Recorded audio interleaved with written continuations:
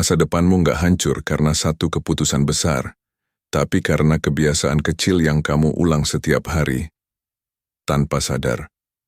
Scroll medsos terlalu lama, nunda hal penting, tidur nggak teratur, kedengarannya sepele, tapi lama-lama jadi racun yang perlahan menggerogoti hidupmu. Ini bukan soal kamu malas, tapi kamu mungkin nggak sadar sedang sabotase dirimu sendiri. Dalam video ini gue bakal bahas 7 kesalahan kecil yang sering banget dilakukan, dan pelan-pelan bisa menghancurkan masa depanmu. Kalau kamu pengen hidupmu berubah, kamu harus tahu apa yang perlu dihentikan. Dan kita mulai dari kesalahan pertama. Pertama, menunda hal kecil. Kita semua pernah bilang nanti aja ke hal-hal kecil. Nggak langsung ngerapihin kamar, nggak langsung balas email, nggak langsung nyicil tugas. Masalahnya, otak kita belajar dari kebiasaan-kebiasaan kecil. Setiap kali kamu menunda, otakmu belajar bahwa menunda itu nggak masalah. Dan itu jadi pola, bukan cuma soal tugas kecil, tapi juga keputusan besar dalam hidup. Kamu mulai kehilangan daya dorong buat mulai. Kamu mulai takut mencoba, karena sudah terbiasa berkata, nanti. Tanpa sadar, kamu jadi makin ahli menunda, tapi bukan ahli menyelesaikan. Yang dulunya tugas kecil, akhirnya jadi gunung yang berat. Dan semakin berat, semakin malas kamu untuk mulai. Kalau kamu ingin mengubah hidup, mulai dari kebiasaan kecil. Kerjakan hal kecil secepat mungkin. Kedua, scroll tanpa arah. Cuman 5 menit kok. Begitu katanya.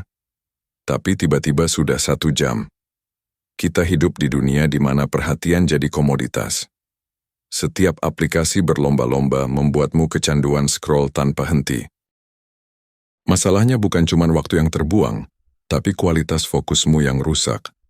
Otakmu mulai terbiasa dapat hiburan cepat dan instan. Ketika kamu coba belajar atau kerja, kamu jadi gampang bosan dan sulit fokus.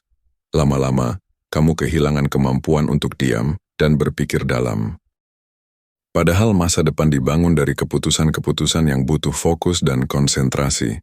Mulailah sadari, scrolling bukan istirahat. Itu jebakan waktu yang tidak memberi apa-apa kecuali rasa kosong. Ketiga, nggak punya jadwal tidur tetap, tidur sering diremehkan tapi efeknya luar biasa. Bukan soal berapa lama kamu tidur tapi seberapa konsisten kamu menjaganya. Otak dan tubuh kita punya ritme alami. Kalau kamu tidur jam 11 hari ini, jam 3 besok, dan jam 1 lusa, tubuhmu nggak tahu kapan harus istirahat maksimal. Akibatnya, kamu bangun dalam keadaan setengah sadar. Hari jadi dimulai dengan lesu, emosi nggak stabil, dan motivasi menurun.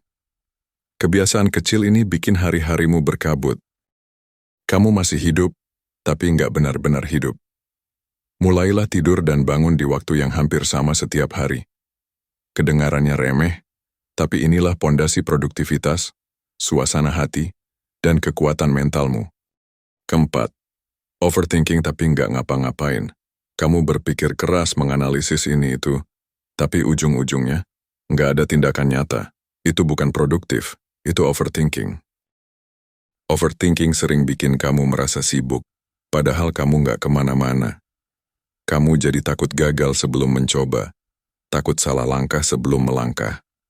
Lama-lama, kamu jadi ahli berpikir, tapi tidak ahli bergerak. Ingat, kesuksesan bukan hasil dari berpikir tanpa henti, tapi dari langkah pertama yang berani. Lebih baik membuat kesalahan dan belajar, daripada hanya berpikir dan kehilangan momentum. Pikiran itu alat bantu, tapi tanpa aksi dia jadi jebakan. Berpikir penting, tapi bergerak jauh lebih penting. Kelima, membandingkan diri terus-menerus. Hari ini kamu bisa tahu pencapaian semua orang, cukup buka Instagram, dan ketika kamu lihat temanmu sukses liburan, punya pasangan, beli rumah, kamu mulai merasa tertinggal. Kamu merasa gagal padahal kamu baru saja mulai. Ingat, hidup bukan lomba.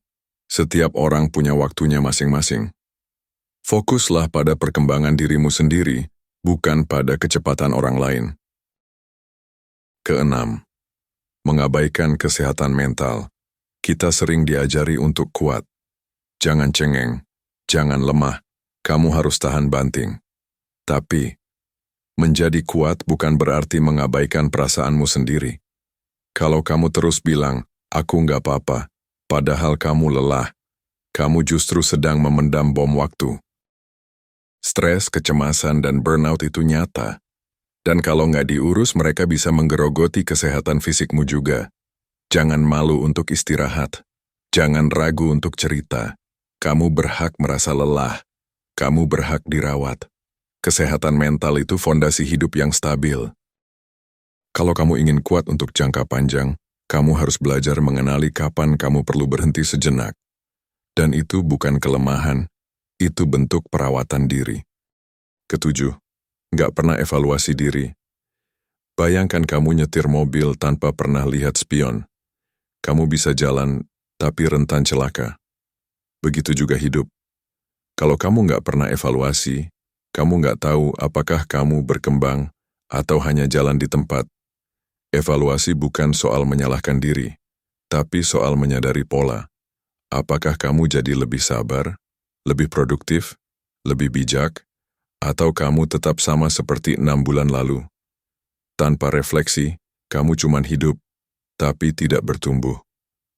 Luangkan waktu seminggu sekali untuk tanya, apa yang aku pelajari minggu ini? Pertanyaan itu sederhana, tapi bisa mengubah arah hidupmu. Sekarang kamu tahu 7 kesalahan kecil itu, tapi ingat, tujuan video ini bukan buat bikin kamu merasa buruk, tapi supaya kamu sadar bahwa kamu masih bisa berubah, dan perubahan itu dimulai dari kesadaran kecil seperti ini.